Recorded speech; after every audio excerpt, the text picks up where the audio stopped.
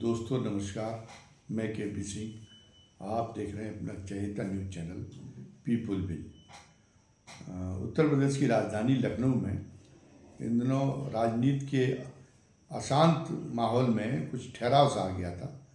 मुख्यमंत्री योगी आदित्यनाथ भी निश्चिंत से नज़र आने लगे थे। उनके दोनों बेअदब मुख्यमंत्री उप मुख्यमंत्री, चाहे वो केशव मौर्य हों और चाहे जो है वो ब्रजेश पाठक हों, उनका जब भी वो पहले सार्वजनिक रूप से बोलते थे तो योगी आदित्यनाथ के प्रति अवज्ञा झलकाने का कोई मौका नहीं छूटते थे। तो उससे योगी आदित्यनाथ का जो दबदबा होना चाहिए शासन चलाने के लिए, मुख्यमंत्री का दबदबा तो होनी चाहिए, तभी मुख्यमंत्री का इकबाल होगा तो तभी शासन अच्छी तरीके से चल सकता, तभी अनुशासित तरीके से चल सकता है। लेकिन जब ये हो गया था, ये धारणा बन गई थी कि मुख्यमंत्री को अपने नेता के रूप में उनकी मंत्रिमंडलीय सहयोगी स्वीकार नहीं करती, मुख्यमंत्री का अनुशासन अपने मंत्रिमंडलीय सहयोगी पर तक नहीं है, तो उससे जो है एक बेचारे मुख्यमंत्री की इमेज योगी आदित्यनाथ की बन गई थी और उससे उनके प्रभाव पे बड़ा असर पड़ रहा था। लेकिन उसके बाद में लोकसभा चुनाव के बाद में भी काफ़ी दिनों तक ये उठापटक चलती रही, जिसमें समीक्षा की जा रही थी कि उत्तर प्रदेश में भारतीय जनता पार्टी के लिए चुनाव परिणाम इतने बुरे क्यों हुए। तो उसमें समीक्षा की जा रही थी। समीक्षा में उनके उप मुख्यमंत्री और यहाँ तक कि प्रदेश अध्यक्ष भी भारतीय जनता पार्टी के, वो भी प्रकारांतर से उसके लिए योगी को ही जिम्मेदार ठहराने में लगे हुए थे। और दूसरी तरफ योगी ये कह रहे थे कि मुझे जब उम्मीदवार मुझे तय नहीं करने दिए गए, रणनीति मुझे बनाने नहीं दी गई, सब कुछ ऊपर से हुआ, तो फिर मैं काहे के लिए जिम्मेदार हूँ। अगर आपने उम्मीदवार तय किए, भाजपा हाईकमान ने रणनीति बनाने का जिम्मा अपने पास रखा, तो अगर अब उसके परिणाम हुए तो नतीजा भी फिर आप खुद ही स्वीकार करें।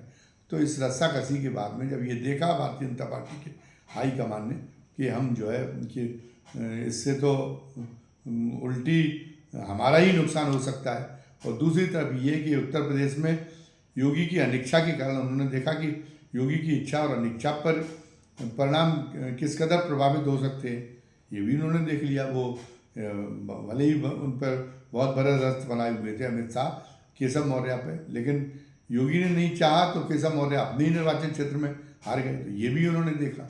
दूसरी तरफ खुद प्रधानमंत्री मोदी जो है वो अपने निर्वाचन क्षेत्र में बहुत कम वोटों से जीत पाए, और कई राउंड की जब गणना हो रही थी, कुछ शुरुआती राउंड में तो वो पिछड़ते जाहिर किए जा रहे थे, तो उसमें उनकी बड़ी किरकिरी हुई। तो उन्होंने देखा कि तो वो योगी का प्रताप योगी खुद उनको भी महसूस हुआ, नरेंद्र मोदी को भी। और इधर सीटें भी बहुत कम मिल पाई, और क्योंकि योगी ने ये साबित कर दिया कि अगर सीटें कम हुई हैं या बहुत ज़्यादा सीटें कम क्या हुई, बहुत ज़्यादा कम हुई हैं, तो उसके लिए वो जवाब दे नहीं।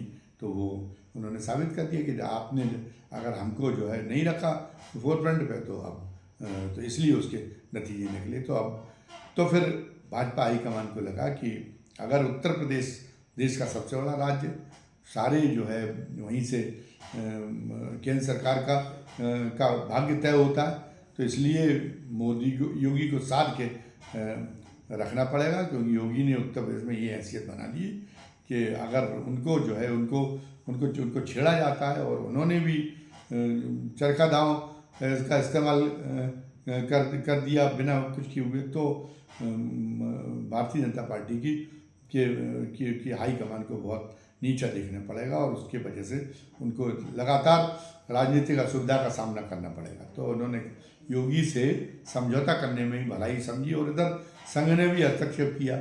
संघ ने भी केशव मौर्य को समझाया कि अभी आपके पास में बहुत मौके हैं, और अभी से अगर आप एक अनुशासनहीन की छवि बना लेंगे तो फिर जो है वो हो सकता है कि उन मौक़ों में जो वो अवसर आप गंवा दें, जहाँ जिस ऊंचाई पर आप अपने पहुंचने की उम्मीद लगाई हुई है, उस ऊंचाई तक आप कभी ना पहुंच पाएँ। आपके बारे में धारणा खराब हो जाए पार्टी के अंदर भी और संघ के अंदर भी। तो केशव मौर्य को भी समझ में आ गया कि कुल लब्बो लबाब ये है कि अब जो है ये दिखाई देने लगा था कि प्रधानमंत्री नरेंद्र मोदी ने योगी आदित्यनाथ के साथ तालमेल करके चलने की भावना बना ली है, और इसलिए वो उनका तमाम सारे उनके कांटेक्ट कट गए हैं और संघ का तो बरदस्त उनके ऊपर जाहिर हो ही रहा था। तो अब फिर योगी अपने आत्मविश्वास के साथ में काम करने लगे थे, और ये लगा था इस बीच में अमित शाह का केंद्र में भी बड़ा विरोध बहुत ज़्यादा बढ़ा। और अब बाबा साहब अम्बेडकर के बारे में उनकी जो कथित उन्होंने एक ये कहा गया कि उन्होंने अशोभनीय वक्तव्य दिया है, जिसको लेके कांग्रेस मुद्दा बनाए हुई है और भारतीय जनता पार्टी जिसको लेकर बहुत बुरी तरह परेशान है। तो अमित शाह से मूल रूप से अमित शाह से मोदी के उत्तराधिकार के प्रश्न पर योगी का झगड़ा अमित शाह से। तो अब अमित शाह भी इस समय देख रहे हैं कि हमारे दिन ठीक नहीं है, तो अमित शाह भी संयत हो गए थे। अमित शाह ने भी खुरापात छोड़ दी थी। तो अब ये है कि योगी के लिए बहुत अच्छा मौका था, और योगी अपने पूरे आत्मविश्वास के साथ में एक काम कर रहे थे। और इस बीच में उन्होंने ये भी कर दिया कि संघ प्रमुख ने जो बयान दिया मंदिरों के संबंध में कि हर मस्जिद के नीचे या मंदिर जो है ढूंढना, इसको बंद किया जाना चाहिए, इससे कोई हिंदुओं का नेता नहीं बन जाएगा इस तरह के काम करने से। तो अब चूँकि योगी अब ये समझ रहे हैं कि उनका रास्ता साफ हो गया है, और वो अपने कद को जो है मोदी के साथ समकक्ष मानने लगे। तो उन्होंने संघ प्रमुख की भी संघ प्रमुख के इस बयान का भी एक तरह से प्रकारांतर से उन्होंने काट करने का दुस्साहस कर डाला। और जो है अन्य मामलों में भी दिखाई दे रहा था कि वो अपने आप फैसले लेने लगे हैं, और उन्होंने मान लिया कि केंद्र हमारे दबाव में आ गया है। तो लेकिन इस बीच में एक दिन पहले एक घटना हुई बहुत आश्चर्यजनक रूप से, जब ये माना जा रहा था कि अब निश्चिंत अभी हाल फिलहाल कोई जो है योगी के लिए नई मुसीबत पैदा करने का काम वहाँ केंद्र की तरफ से नहीं होगा। अमित शाह तो अब जो है फिलहाल तो अब अपनी समस्याओं से जूझे हैं, तो उनमें तो ये मामला रह ही नहीं गया। और उधर मोदी ने अपना सॉफ्ट कॉर्नर जाहिर करना शुरू कर दिया, तो मोदी की तरफ से कोई समस्या पैदा की जाने का सवाल ही नहीं। तो ये जो चल रही थी, ये धारणाएं जो चल रही थी, इस धारणाओं पर कल प्रहार हुआ, जब जो उत्तर प्रदेश की राज्यपाल हैं आनंदीबेन पटेल का एक तो कार्यकाल समाप्त हो चुका है काफ़ी दिन पहले, और ये कहा जा रहा था कि उनकी जगह पर नए राज्यपाल की नियुक्ति कर दी जाएगी। लेकिन हाल में अभी 5 नए राज्यपाल बनाए गए, पर आनंदीबेन पटेल को नहीं बदला गया। उसमें उत्तर प्रदेश में किसी नए राज्यपाल की नियुक्ति की घोषणा नहीं हुई, और ये आवाज़ करा दिया गया उसकी वजह से कि फिलहाल आनंदीबेन पटेल की जो रवानगी की जो लोग उम्मीद लगाए बैठे हैं, वो गलत फहमी में है योगी सहित। तो ये है कि अभी आनंदीबाई पटेल ही उत्तर प्रदेश में उन्हीं को जारी रखा जाएगा। तो एक तो ये हो गया। दूसरी बात ये कि आनंदीबेन पटेल ने जब से वो राज्यपाल बनी, अभी वो प्रेस से बहुत दूर रहती थी, लेकिन उन्होंने कल लखनऊ में पहली बार पत्रकारों से भी बात की, और पत्रकारों से बातचीत करने में उन्होंने जो संकेत दिए, उससे मुझे लगता है कि योगी निश्चित रूप से चौंक पड़े होंगे। एक तो योगी जो ये दावा करते हैं कि कानून व्यवस्था बहुत ही अच्छी हो गई है उत्तर प्रदेश की, अब जो है कानून व्यवस्था के लिए कोई चुनौती नहीं रह गई है। महिलाएं रात के 12 बजे भी जेवर पहन के निकल सकती हैं। इस तरीके की वो मतलब अपने जो दावे करते हैं, अपने कुछ आलोचक उनके ये कह सकते हैं कि वो अपने मुंह मियाँ मिट्टू बनते हैं। तो आनंदीबाई पटेल ने कल इसका एक तरह से प्रतिवाद कर दिया। उन्होंने कहा कि उत्तर प्रदेश में कानून व्यवस्था की स्थिति ठीक हुई है, लेकिन अभी इतनी ठीक नहीं हुई है कि हम निश्चिंत हो सकें। अभी बहुत कुछ कानून व्यवस्था को, यहाँ की कानून व्यवस्था को ठीक करने की बहुत ज़्यादा ज़रूरत है। एक तरीके से उन्होंने योगी को कानून व्यवस्था के मुद्दे पर जो उनकी वाई हो रही है कानून व्यवस्था के मोर्चे पर, उस मामले में उन्होंने योगी को एक तगड़ा झटका देने का काम किया है। दूसरी बात, उन्होंने ये जो योगी ने ये था कि नहीं, अब उनकी क्षमताओं पर केंद्र उनकी क्षमताओं को केंद्र ने स्वीकार कर लिया है कि नहीं वो क्षमतावान है, उनको उनके साथ ट्रेनी मुख्यमंत्री की तरह ट्रीट नहीं किया जाना चाहिए। ये जो योगी को विश्वास हुआ था, इस विश्वास को भी कल धूल दूषित कर दिया आनंदीबेन पटेल ने। उन्होंने कहा कि जब उनसे पूछा गया कि आप को केंद्र ने क्या निगरानी के लिए जो है उत्तर प्रदेश में भेजा है, तो उन्होंने कहा कि हाँ, मुझसे ऊपर से कहा गया है कि मैं जो है जो केंद्र की योजनाएं जो प्रदेश में कार्यान्वित हो रही हैं उसकी मॉनिटरिंग करूँ। यानी ये बता दिया गया कि केंद्र ये मानता है कि अभी योगी पूरी तरह से परिपक्व नहीं है। योगी के अंदर अभी योगी पर पूरी तरह से भरोसा नहीं किया जा सकता कि वो जो योजनाएं और नीतियां और जो मंशा है केंद्र की, भारतीय जनता पार्टी की हाईकमान की, वो अच्छी तरीके से उसको क्रियान्वित कर पाएंगे। उनको अभी जो है मार्गदर्शन की ज़रूरत है।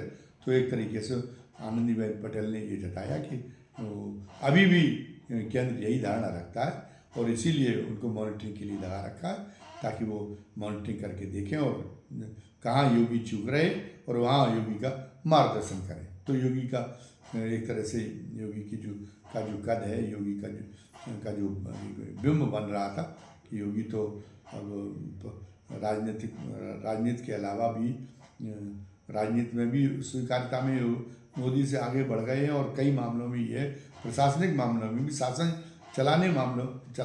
चलाने के मामले में भी कई मोर्चों पर वो मोदी से ज़्यादा सक्षम अपने आप को साबित कर चुके हैं। और इसलिए उत्तर प्रदेश में अगर केंद्र की तरफ से कोई आड़ंगेबाजी डाली जाएगी, अगर कहीं पर योगी को नौसिखिए मानने का केंद्र द्वारा अभी भी नौसिखिए मानने का आवाज़ कराया जाएगा, तो केंद्र को उसमें मुंह की खानी पड़ेगी। पर जब अब आनंदीबेन पटेल कह रही कि नहीं, हमको मॉनिटरिंग के लिए लगाया गया है, लोकप्रिय सरकार की मॉनिटरिंग नहीं करता कोई राज्यपाल, ये पर ये तो जब ये है कि सरकार विरोधी दल की हो और केंद्र में किसी दूसरे दल की सरकार हो, तब तो राज्यपालों के माध्यम से ये काम कराया जाता कि उनके लगातार अड़ंगेबाजी कराते रहना। लेकिन एक आदर्श रूप में ये है कि जब लोकप्रिय सरकार एक काम कर रही हो तो उसको जो है लोकप्रिय सरकार के बीच में राज्यपाल का कोई अधिकार नहीं बनता। राज्यपाल तो अपना वो रिपोर्ट जो नियमित रिपोर्ट केंद्र को भेजनी होती है उसकी खाना पूर्ति करता रहे और बस केवल इतने में अपनी संतुष्ट रहे कि जब कि समय समय पर शासन ने क्या फैसले लिए, शासन किस तरह इस काम कर रहा, ये मुख्यमंत्री उनको जानकारी देते रहे। और मुख्यमंत्री योगी आदित्यनाथ तो इस मामले में ये अपनी जो जिम्मेदारी इसका निर्वाह करते ही वो समय समय पर उनसे मिलते ही रहते हैं आनंदीबाई पटेल से। तो आनंदीबाई पटेल को ये कहने की ज़रूरत नहीं थी। इस तरह से मुख्यमंत्री के कद का क्षरण करने का, मुख्यमंत्री के इकबाल को धक्का पहुंचाने की मंशा उन्होंने झलकी महामहिम राज्यपाल महोदया की। तो ये उन्होंने एक काम किया। और तीसरी बात उन्होंने ये कही कि जब से वो राज्यपाल बनी है तो हमने कहा कि मीडिया से वो संपर्क रखती नहीं थी और लोगों से भी मिलने की ज़रूरत नहीं समझती थी। अब लोकप्रिय सरकार काम कर रही तो उस सरकार में क्यों हस्तक्षेप किया जाए। ठीक भी था। तो वो जो है फरियादियों से जो आते थे वो चाहते थे सरकार के पास ही जाएं। अगर कोई समस्या लोगों की है, जो पीड़ित लोग हैं, जो जन सामान्य जो पीड़ित होता किसी बात से अपने स्थानीय प्रशासन से, तो वो जो मुख्यमंत्री से और संबंधित मंत्रियों से मिले। वो राजभवन का इसमें कोई रोल नहीं, इसलिए राजभवन की कोई इसमें रुचि नहीं दिखाएगा। लेकिन अब उन्होंने कल की प्रेस कॉन्फ्रेंस में ये भी कहा कि आम लोगों के लिए राजभवन के दरवाजे खुले हुए हैं। तो अब ये हो गया कि केंद्र की तरफ से फिर एक योगी के लिए फिर एक शय पैदा करने का काम शुरू हो गया। उन्हें फिर योगी को शय देने का एहसास केंद्र ने कराना शुरू कर दिया है। आनंदीबाई पटेल की जो प्रेस कॉन्फ्रेंस है उसका यही निष्कर्ष है। तो ये योगी पर दबाव क्यों बनाया जा रहा है? क्या ये दबाव इसलिए बनाया जा रहा है कि अभी योगी को ये संकेत दिया गया हो आनंदीबाई पटेल की उसके माध्यम से कि अभी अपनी वो आपे में ही रहें। अभी वो ये ना सोचें कि केंद्र में कोई 2025 के बाद, जैसा कि अटकलवाद चर्चा करते रहते कि आरएसएस का शताब्दी वर्ष 2025 में होने जा रहा है, और शताब्दी वर्ष व्यतीत होने के बाद में वो 75 साल वाले नियम के आधार पर और मोदी से ये कहने की मानसिकता संघ ने बना ली है कि अब आप जो है मार्गदर्शक मंडल में जाएं और नया प्रधानमंत्री नियुक्त कर दें। तो अब उसके लिए नए प्रधानमंत्री के रूप में वो अपने आप को, अब योगी को ये कि इसके मोदी की बात तो अब उन्हीं का नंबर है, उनसे ज़्यादा बेहतर प्रशासक और किसी को समझा नहीं जा रहा। और हिंदुत्व के मामले में वो जिस तरह साफ साफ बात कहते हैं, तो उस मामले में भी वो उनके नंबर सबसे आगे हैं। तो इसलिए वो अब देख रहे हो कि अब वो घड़ी नज़दीक आ गई जब वो प्रदेश के बाद देश की बागडोर संभाले। तो ये उनको ये जो है आनंदीबेन पटेल के माध्यम से ये उनको संकेत दिया गया कि आप ये मुगालते में ना रहें। फिलहाल जो है मोदी टस से मस होने वाले नहीं है, और ये तो ये वो मान लें। इसलिए वो अपने जामे में रह के उतना ही काम करें जो प्रदेश के लिए, जो प्रदेश सरकार चलाने भर का काम करें, उसमें प्रदेश में ही अपने आप को, अपनी महत्वाकांक्षाओं को सीमित रखें और प्रदेश तक ही अपने आप को सीमित करें। प्रदेश तक ही अपने कद को बहुत ऊंचा बढ़ाने की, विराटकाय बनाने के किसी गलत फहमी में उसका दुस्साहस न करें। और दूसरा ये हो सकता है कि ये भी चर्चा है कि अब उपचुनाव भी हो चुके जो ड्यू थे, और लोकसभा के चुनाव के परिणाम भी आ चुके। कई उनके जो मंत्री थे योगी जी की, वो सांसद चुने जाने के बाद में वो जो है यहाँ से उन्होंने इस्तीफा दे दिया है मंत्रिमंडल से, तो उनकी जगह खाली हुई। कुछ मंत्री जो है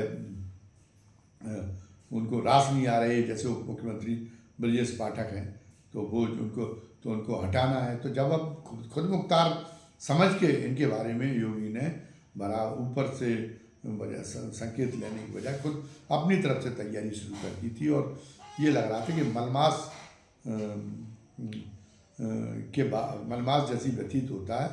और संक्रांति के तत्काल पश्चात जो मंत्रिमंडल का विस्तार होगा, वो मंत्रिमंडल के विस्तार में कोई वो रिमोट कंट्रोल से वो अपने ऊपर वालों को आज्ञा नहीं देंगे कि वो तय करें कि कौन मंत्री को बना रहने दिया जाए, किस मंत्री को हटाने न दिया जाए, हटाने नहीं दिया जाए, और कौन कौन से नए मंत्री आपको लेने हैं, और जो है कौन सा विभाग किस मंत्री को देना है। ये जो है ये इस ढंगी का हस्तक्षेप से इस ढंग का उनके ऊपर हस्तक्षेप नहीं पड़ेगा। ऐसा बिना वो निर्द्वंद होकर अब वो अपने मंत्रिमंडल के बारे में फैसला लेंगे। ये योगी की मानसिकता नजर आने लगी थी। तो ये इस दुस्साहस को, योगी के इस दुस्साहस को लगता है कि केंद्र ने कबूल नहीं किया, भारतीय जनता पार्टी के हाईकमान ने कबूल नहीं किया है। और इसलिए भी आनंदीबेन पटेल को कर दिया गया कि नहीं, अभी आप अंकुश में रह के, और जैसे विनीत एक आज्ञाकारी मुख्यमंत्री के रूप में जैसे अन्य मुख्यमंत्री काम करते, वैसे ही एक आज्ञाकारी मुख्यमंत्री के रूप में ही अपनी भूमिका का निर्वाह करें। वो आप एक खुद मुख्तार मुख्यमंत्री के रूप में अपने आप को प्रदर्शित करने की कोशिश न करें। फैसला खुद मुख्तार मुख्यमंत्री के रूप में फैसला लेने की कोशिश न करें। और ये धारणा बना दी गई थी कि नहीं, उनका तो अमित शाह से टकराव था, और जो है प्रधानमंत्री नरेंद्र मोदी, उनका जो है वो योगी की कार्यशैली को पसंद कर रहे हैं। तो इसलिए उन्होंने उनकी तरफ से योगी को अपने तरीके से काम करने की हरी झंडी दे दी गई। ये जो धारणा बन रही थी कि आप कोई खलल प्रधानमंत्री की तरफ से नहीं हुआ। लेकिन आनंदीबेन पटेल, उनका गुजरात की राजनीति में अमित शाह का 36 का आंकड़ा है, और आनंदीबेन पटेल जो उत्तर प्रदेश में राज्यपाल के रूप में आई, और राज्यपाल के रूप में उनको कार्यकाल समाप्त होने के बाद में भी उनको जो कंटिन्यू रखा जा रहा है, ये तो सब मोदी की मर्जी की वजह से हो रहा है। तो क्या ये इसका ये अनुमान लगाया जाए कि मोदी जो है कि मोदी की अपनी पूरी तरह से मेहरबान हो जाने की, मोदी द्वारा अपने को छट्टा छोड़ देने की जो अनुभूति किए बैठे हैं योगी आदित्यनाथ, उस मामले में वो जो है गलती पर है। और मोदी उनको जैसे अन्य मुख्यमंत्रियों को रखना चाहते अपनी हैसियत में, और वो एक छोटे छोटे फैसले के लिए भी वो मोदी पर निर्भर होने का काम करें, मोदी पर अपनी निर्भरता स्वीकार करते रहें, तो वही योगी आदित्यनाथ भी उसी तरीके से योगी आदित्यनाथ भी स्वीकार करें। और ये नहीं काम कर रहे योगी, उस अधीनता के साथ में काम करने की मानसिकता योगी नहीं दिखा रहे, तो जिनको उन्होंने टेलर दिखा दिया है आनंदीबाई पटेल से प्रेस कॉन्फ्रेंस करा के मोदी ने। तो मोदी की तरफ से निश्चिंत हो जाने का, मोदी द्वारा छुट्टा छोड़ देने का जो अंदाज़ा योगी ने कर लिया था, तो उस अंदाजे की वो अंदाज़ा जो है उसके दुर्रे इस तरीके से उड़ गई। और अब जो है ये जो नया शुरू हुआ है, फिर एक उत्तर प्रदेश में राजनीतिक अशांति का एक जो नए दौर की शुरुआत की जो संकेत मिला है आनंदीबेन पटेल के प्रेस कॉन्फ्रेंस के माध्यम से, तो अब उसमें और कौन कौन से अध्याय जुड़ेंगे, कहाँ योगी को उनकी हैसियत बताने के लिए कहाँ जो है और हस्तक्षेप, केंद्र का और हस्तक्षेप जताया जाएगा, ये अब इस पर सभी की निगाहें टिक गई हैं। और ये सबकी दिलचस्पी इस बात पे लगी हुई है कि केंद्र जो है उत्तर प्रदेश के बारे में उत्तर प्रदेश को नियंत्रित रखने के लिए और उत्तर प्रदेश की सरकार को योगी पर आपको जताने के लिए केंद्र और कौन सी अपनी राजनीतिक परियोजनाएं क्रियान्वित करता है। आज की वीडियो में बस इतना ही। वीडियो समाप्त करने के पहले अपने उन नए दर्शकों से जिन्होंने पहली बार हमारा चैनल देखा है और उनको ये हमारा वीडियो पसंद आया, उनसे हमारी गुजारिश है कि वो हमारे चैनल को सब्सक्राइब करें, लाइक करें और शेयर करें। खुद भी ऐसा करें और अपने घर के लोगों को, अपने रिश्तेदारों को और मित्रों को भी अधिक से अधिक संख्या में ऐसा करने के लिए प्रेरित करें। और हमारे पुराने दर्शकों से तो उनकी मेहरबानी तो हमारे ऊपर बनी हुई है, उनसे हमारा कहना है कि वो भी हमारे चैनल को लाइक करें और ज़्यादा से ज़्यादा संख्या में शेयर करें। और अंत में ये भी कि आज की वीडियो के बारे में कमेंट बॉक्स में अपनी राय लिखना न भूलें। धन्यवाद। जय हिंद, जय भारत।